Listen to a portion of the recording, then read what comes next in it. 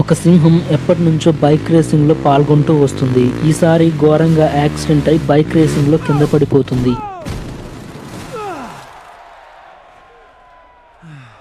పైకి లేచి ఈసారి కూడా నేను ఓడిపోయాను అని గ్రహించి బాధపడుతుంది, ఏడుస్తుంది. కానీ ఆ బాధను మర్చిపోయేలోపు ప్రేక్షకులందరూ ఎగతాళిగా నవ్వుతూ ఉంటారు.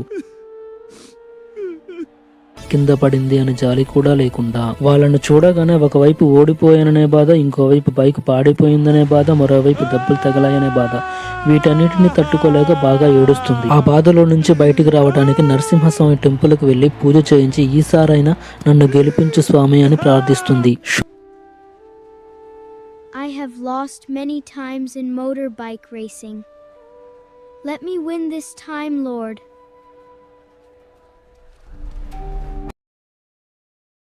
షోరూముకి వెళ్లి మళ్ళీ కొత్త బైక్ కొనుక్కుని మళ్ళీ బైక్ రేసింగ్ పాయింట్ కి వచ్చి ప్రేక్షకుల్ని బతిమలాడుతుంది, ఈసారైనా నన్ను గెలిపించమని ప్రార్థించండి అని.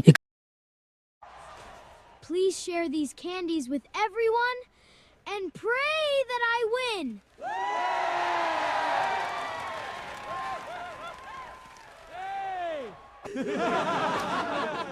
ఇక రేసు మొదలవుతుంది. రేసు మొదలవగానే సింహం రెట్టింపు ఉత్సాహంతో బైక్ ను ఒక జంప్ చేయించి ఫినిషింగ్ లైన్ దాటేస్తుంది. గెలిచిన ఆనందంలో బైక్ తో రింగులు వేస్తుంది. అది చూసిన ప్రేక్షకులందరూ సింహం దగ్గరకు వచ్చి ఎత్తుకుని ముద్దులు పెడుతూ ఉంటారు.